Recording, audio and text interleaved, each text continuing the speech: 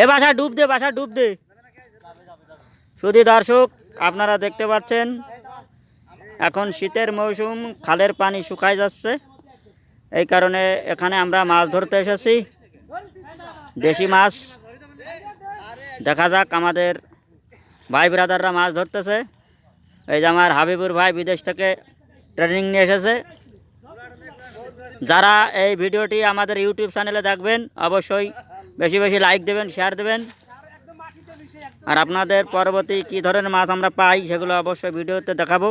দেখতে থাকেন, কেউ ভিডিওটি না টেনে সম্পূর্ণ ভিডিও দেখবেন। আপনারা দেখতে থাকুন। এই জায়গাটি হচ্ছে নড়াইল যশোর মহাসড়ক বাঁশভিটা এলাকায় যে ব্রিজ হচ্ছে, ব্রিজের পাশে। মাছ ধরা কিন্তু কঠিন একটা ব্যাপার। যারা এই দৃশ্য দেখতেছেন নিশ্চয়ই সুন্দর একটা উপভোগ করতেছেন, আনন্দ। দেখা যাক। কাকা পাইছির মাছ, এই মাছ কি কি মাছ পাইছে? আরে খুদায়, বিশাল মাছ। কোট কোট কোট মাছ, কোট মাছ, কোট।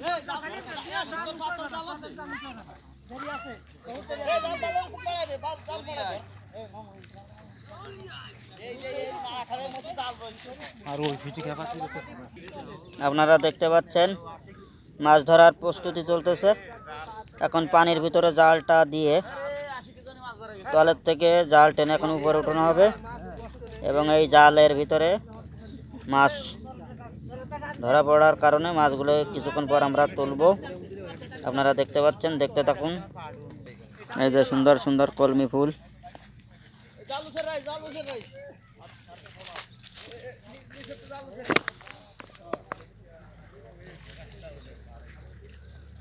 এ বের হয়ে গেছে না মাছ। ওই আশিকার বাসার শেষ করবে না সব। এ বাসা ডুব দে।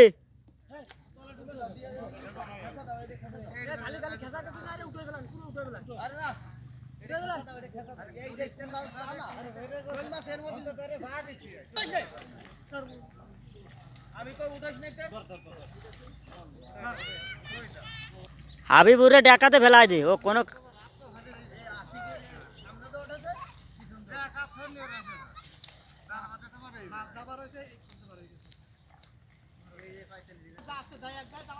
শুধু দর্শক। এই যে খাল, এই যে বাঁশভিটা সীতারামপুরের খাল। এই যে এখানে ইদানিং শহরের লোকজন এসে এখানে বাড়িঘর করা শুরু করে দিয়েছে। সব কিছু এখন এই ট্রেন রোডের কারণেই এলাকার জায়গা জমির দাম বেড়ে গেছে এবং শহরের গ্যাদারিং থেকে বাঁচতে লোকজন এখন খোলামেলা জায়গা পছন্দ করে নিয়েছে। দেখতে পাচ্ছেন আমাদের জাল এখন উঠানো হচ্ছে। দেখা যাক মাছের কী অবস্থা, সবাই দেখতে থাকুন।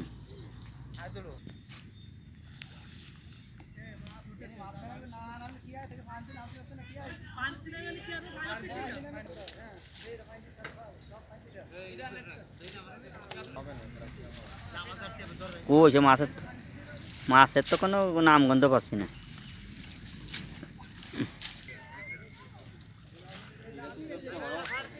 হ্যাঁ,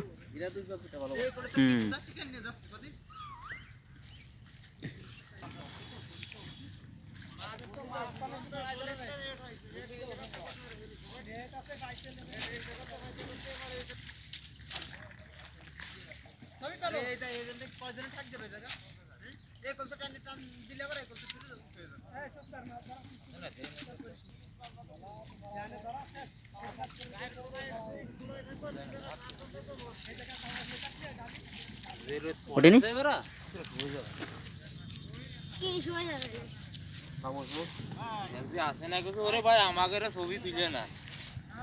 এ কি বাদ আছে?